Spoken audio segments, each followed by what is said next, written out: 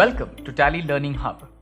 I'm Guru and I'm here to help you learn how to use TallyERP 9. Through these short videos, you will know how TallyERP 9 can make your accounting, inventory management and compliance simpler and quicker. In this session, you will learn how to download, install and activate TallyERP 9. To begin with, you need to go to the Tally website www.tallysolutions.com. Click on Downloads, scroll down, click Install Now, upon which a setup file gets downloaded onto your system.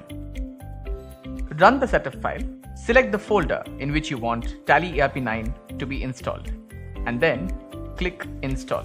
And that's it. Installing is just that simple. Click Done. The next step is to activate your license. And now here's a tip for you.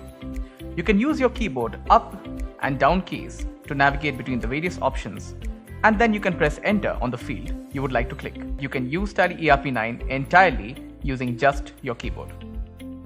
Go to activate your license and press enter. Enter your serial number followed by the activation key followed by your email ID.